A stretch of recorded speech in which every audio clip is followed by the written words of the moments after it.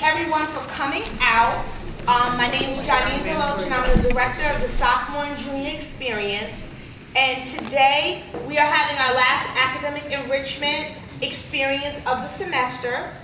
And for our last one, we wanted to do something a little different. We didn't want it to be just a lecture.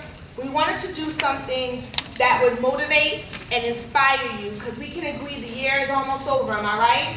It hasn't always been easy, am I correct? No. Been thinking about how you made it through, am I right? Yes. So, we want to give you a little bit of motivation and inspiration to that you can take with you as you prepare for finals, register for your next year of classes.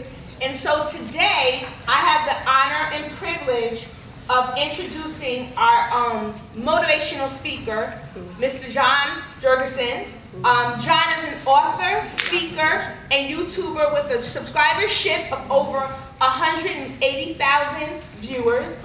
Since graduating college in 2013, John has written 4 books, produced over 200 YouTube videos, and spoken at numerous business, churches, and universities all around the country and the world. Everything John does is connected by his passion for storytelling.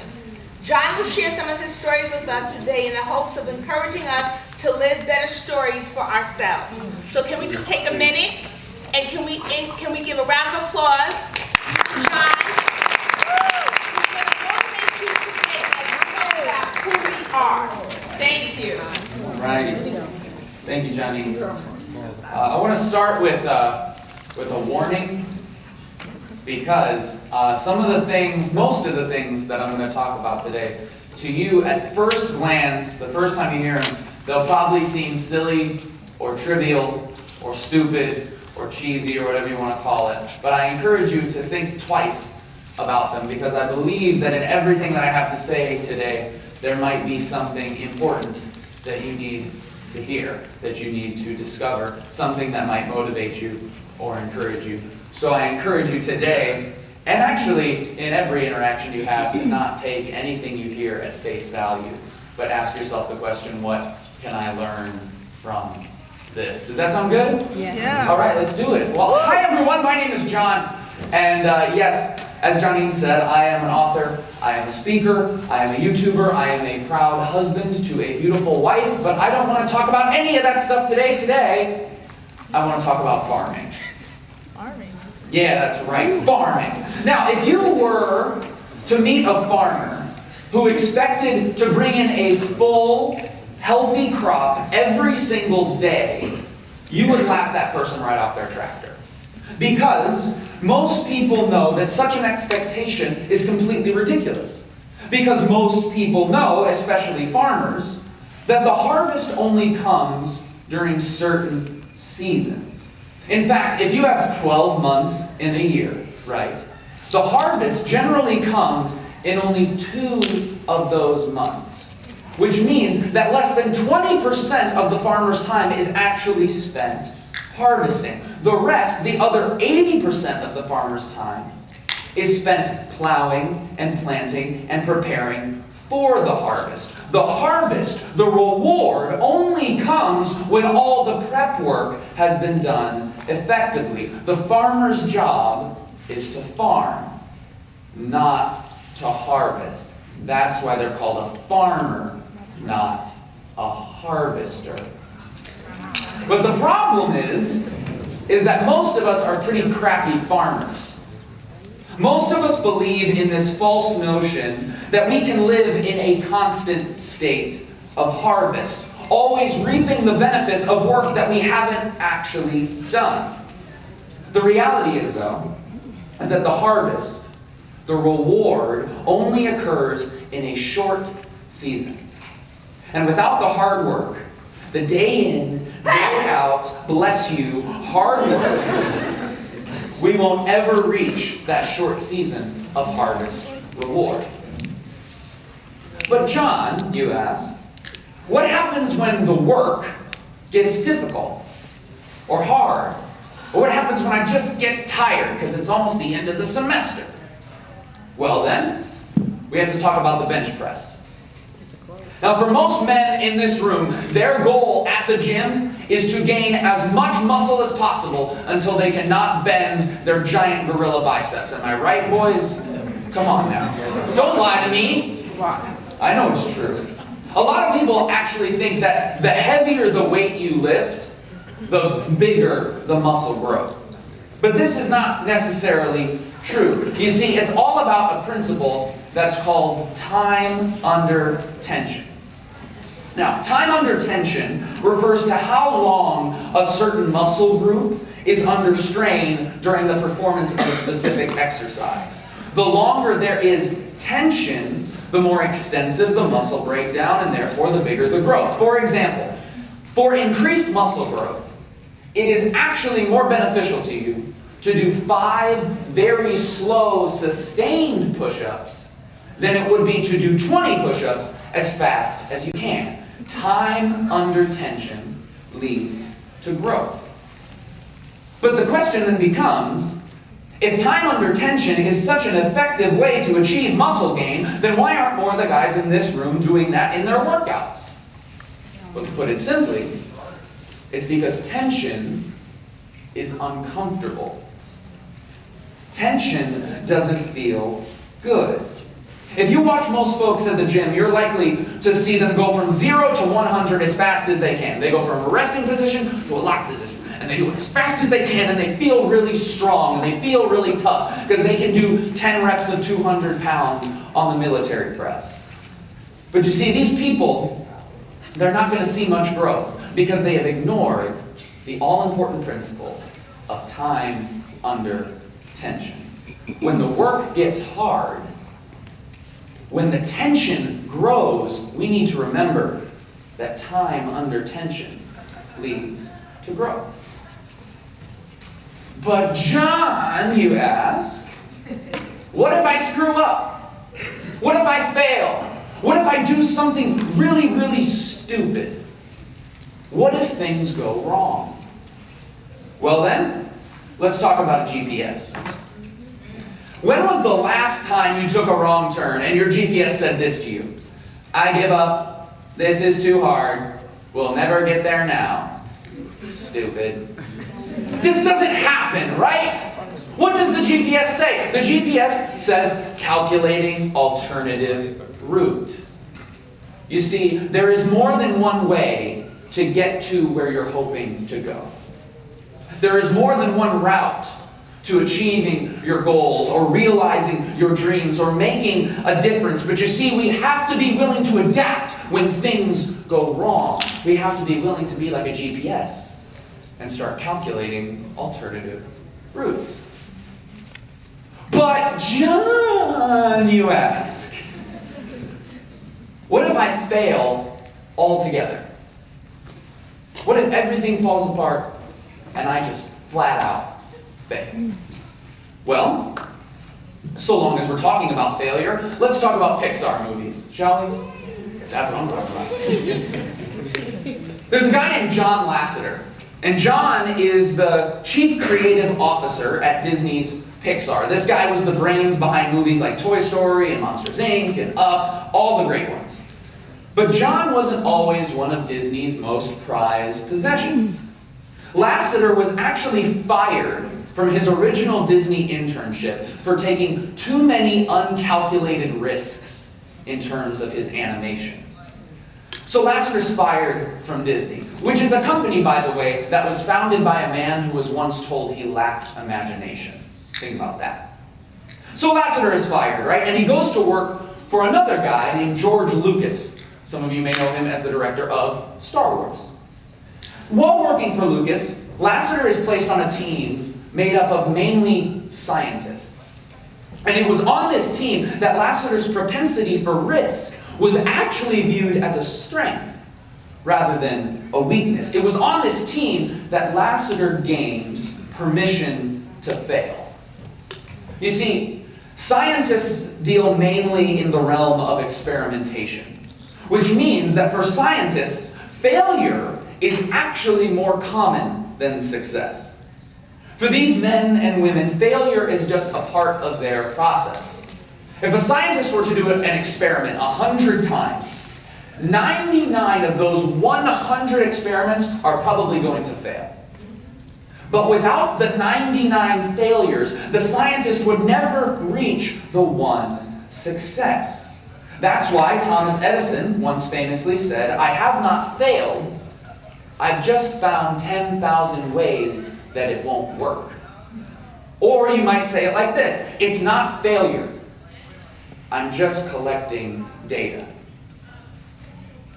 Now, I think the reason most of us are scared to try, whether it be in starting a business, or in a relationship, or even just showing up and doing our best in class every day, I think the reason that most of us are scared to try is because we haven't given ourselves permission to fail.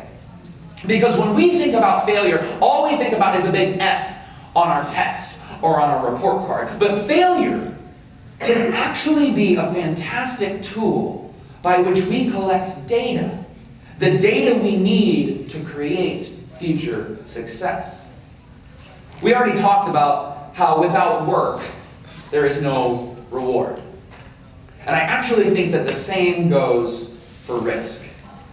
I would argue that without risk, there is no reward. And without failure, we rarely experience true success. Whatever you do yourself a favor and give yourself permission to try. Or better yet, give yourself permission to fail. But John, you ask. I scared you, I know. It's hard to fail. It hurts when I fail. It hurts my ego. It hurts my reputation. When I fail, it feels like I'm not good enough. Okay, real quick, let's talk about romantic comedies. Now, what do the girl's friends say to her in a romantic comedy when the guy stands her up or the guy breaks up with her? They say, there's plenty more fish in the sea. He doesn't deserve you. You have so much to offer. You need someone who appreciates you for who you are. The best thing you can do is get back out there and try again. You see, when we get dumped, other people are really quick to remind us of these things. But when we fail, when we fall, when we get rejected, when failure comes knocking at our door, we need to be a little quicker to remind ourselves of these things. That we have so much more to offer. That the best thing we can do is get back out there and try again. But John! I almost broke this mic. What if other people are smarter, or prettier, or faster, or taller, or better than me? What if other people are better than me?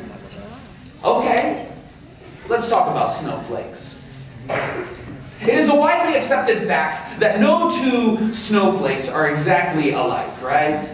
Each snowflake has its own unique properties, designs, and beauty. Much like snowflakes, it is a widely accepted fact that no two human beings are exactly alike. Even identical twins have unique variations in strands of DNA that are all their own.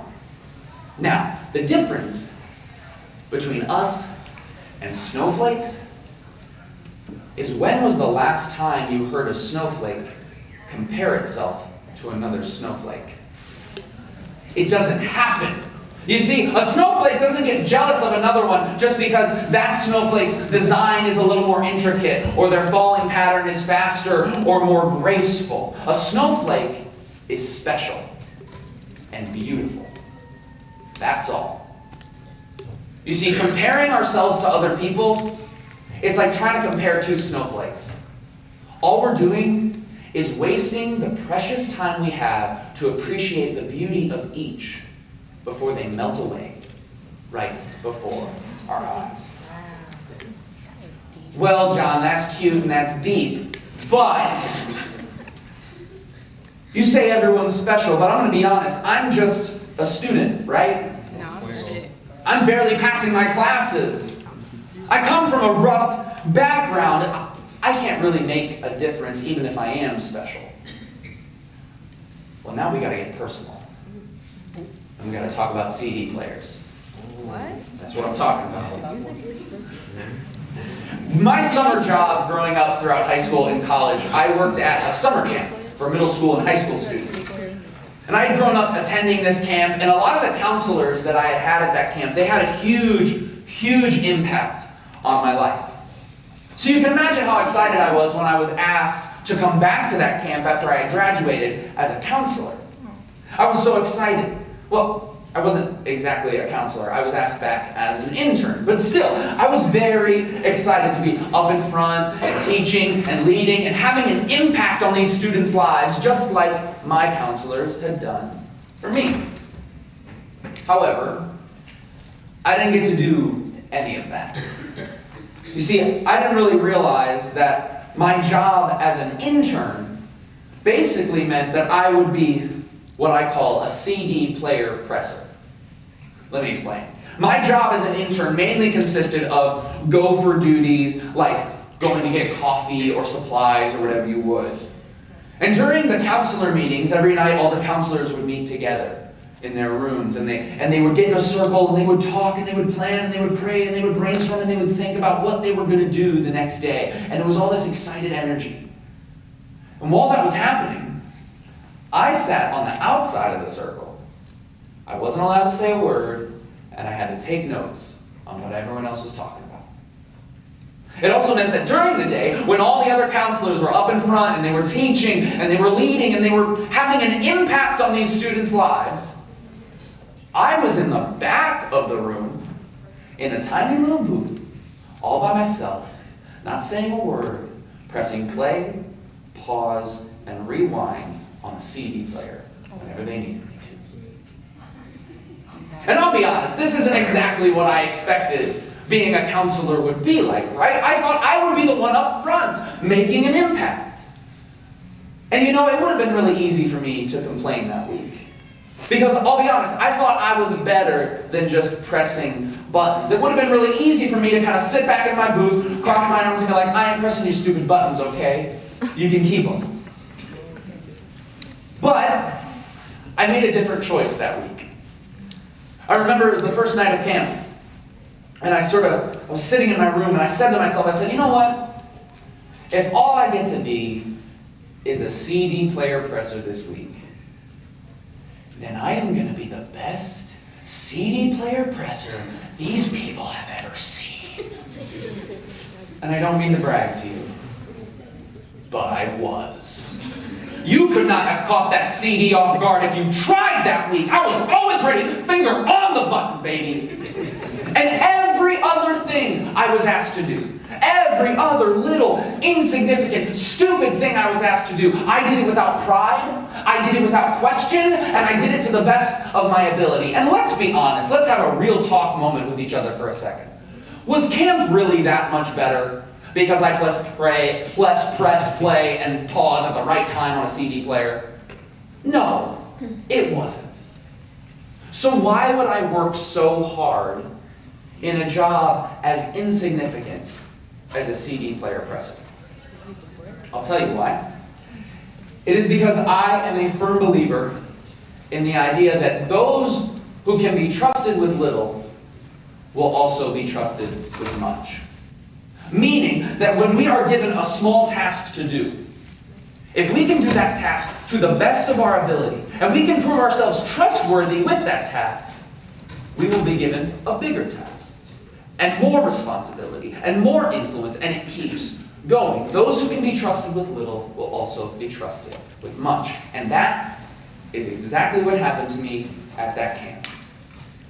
The very next year, after I had spent my time pressing buttons, I was hired to be the camp director for the entire summer. Now that didn't make any sense, because this is like going from mailroom to CEO, people. That doesn't happen in just 1 year. So I went to the camp offices, and I sat down in front of them, and I was like, did you make a mistake? I was like, I've just been an intern. I have no experience. Why would you hire me in this job? And they looked at me, and they said, well, last year we watched And we observed how you worked as an intern and the way you did everything we asked you to do. And we thought to ourselves, maybe this kid deserves a chance to lead. You see, it's those who can be trusted with little will also be trusted with much. And that's not even the best part of the story. Here it comes. Now, being hired as a camp director after just 1 year as being an intern, I was nervous about this. I could not have felt more underqualified for this position. I had no experience. I was too young. I had no qualifications needed to do this job. Or so I thought. But you see, as the summer went on, I started to realize something.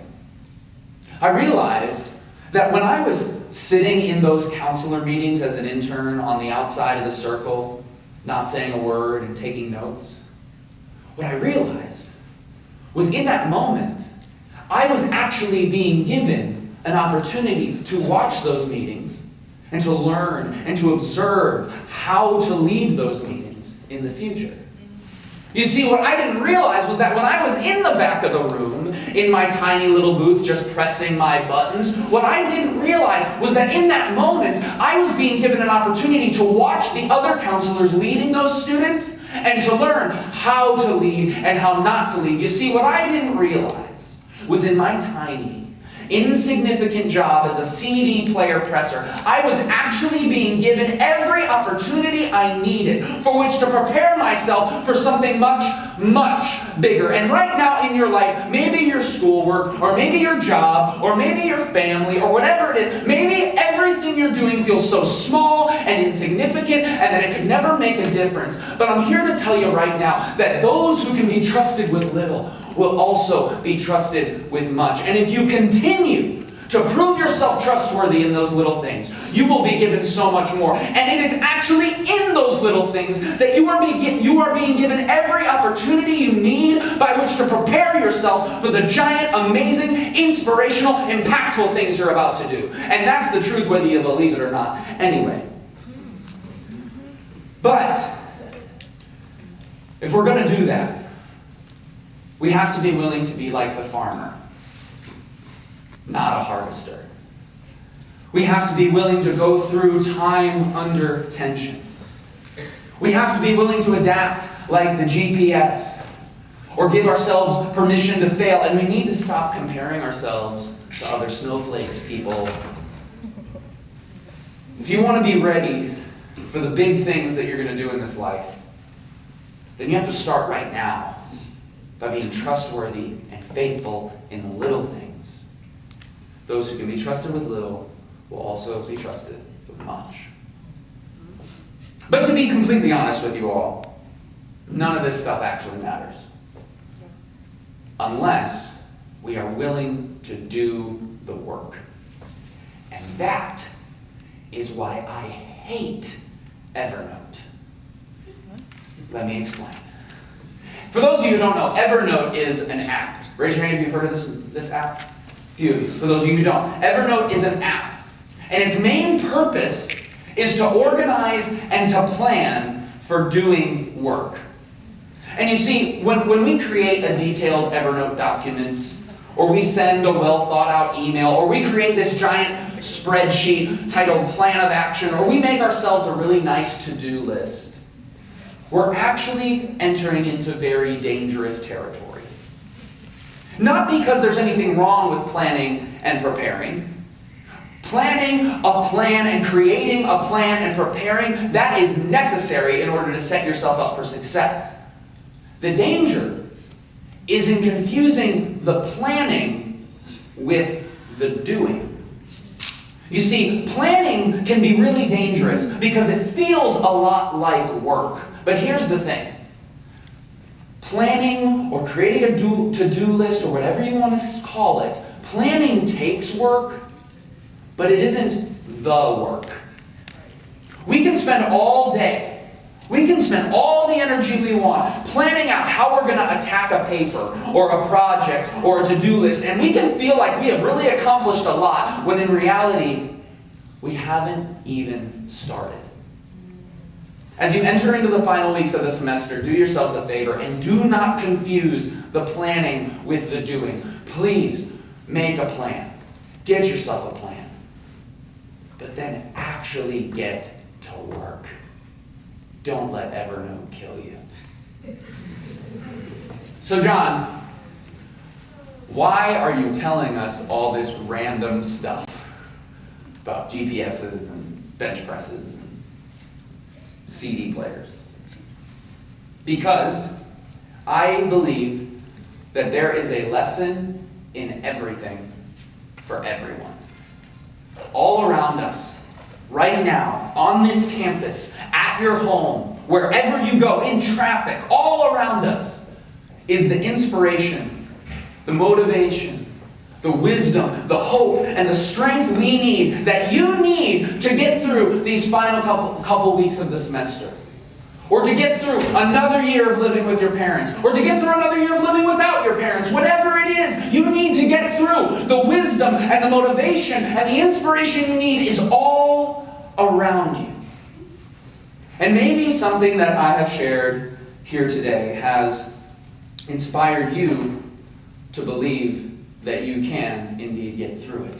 Or you've been given a tool that you can pull out of your pocket in a time of need.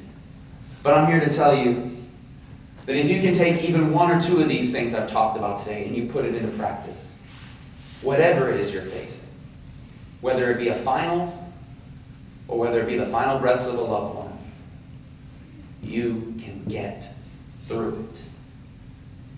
And I actually can't think of a better way to finish than to bring up a beginning.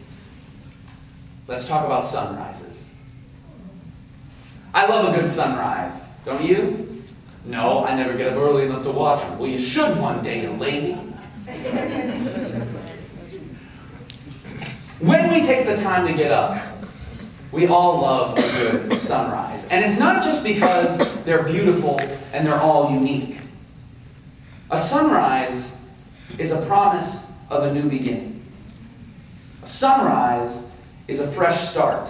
A sunrise is a resurrection of hope. It's a promise that no matter how bad things have gotten, that life is not over. The world has kept turning, and we are still along for the ride. A sunrise is a promise that even when things get darkest, the light is coming. And I'll leave you with this. If we started to look at every sunrise like this, how would it change the way you get out of bed in the morning? How would it change the way you go to class every day? And most importantly, how would it change the way you live your entire life? Thank you all for having me today.